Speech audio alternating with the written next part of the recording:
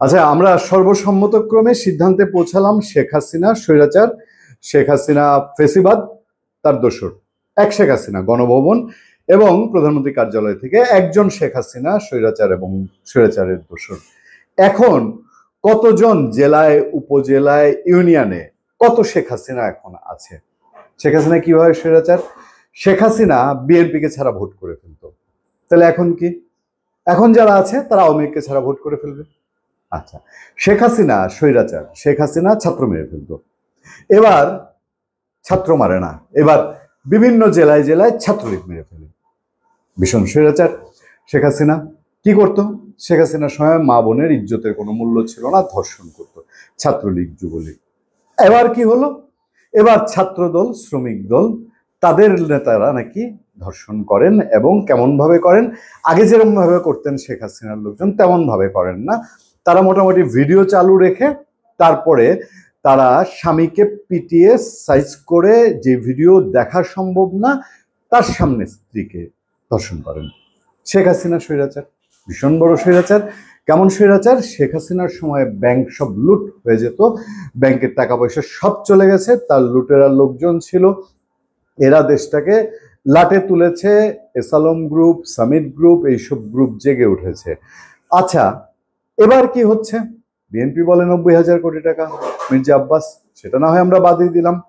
ব্যাংকে চাপ দিয়ে লোন নেওয়া শুরু হয়েছে বলে খবর এসছে চারদিকে। তারপর বিভিন্ন জায়গা থেকে যে যেমনে পারে সরকারি মাল দরিয়ামে ঢাল নে, পকেট মে ঢাল। স্বৈরাচার। শেখ হাসিনা ভীষণ বড় স্বৈরাচার। শেখ হাসিনা কারো কথা শুনতেন না, কোনো জবাবদিহিতা ছিল না, তিনি যেটাকে আইন বলতেন সেটাই আইন। এবার কি হয়? বিদেশ ঘুরে আসবেন, লক্ষ কোটি টাকা দেশের খরচ করে আসবেন। শেখ হাসিনা অন্তত বঙ্গভবন পর্যন্ত গিয়ে বলতো, মিথ্যা বলুক আর সত্যি বলুক, করে এসেছি। এখন আপনি কাউকেই কিছু বলবেন না, চুপ মেরে যাবেন। বিদেশ ভ্রমণে আপনি বাংলাদেশের জন্য কি সাফল্যের ঝাঁপি নিয়ে এসছেন। শেখ হাসিনা ভীষণ বড় স্বৈরাচার, সাংঘাতিক স্বৈরাচার। কি স্বৈরাচার? শেখ হাসিনার সময় বিরোধী দল তারা কোনো মত প্রকাশ করতে পারতো না, তারা কোথাও মিছিল মিটিং করতে পারতো না, তারা কোথাও বের হতে পারতো না। ইভেন সংবাদ মাধ্যমে এবং টকশোতে বিরোধী মতের কেউ যাক, এইটা তার সরকার পছন্দ করতো না। এবং বাক স্বাধীনতার ত্রুটি চেপে ধরা হয়েছিল, টেলিভিশনে পত্রিকায় চাইলেই সব নিউজ করা যেত না।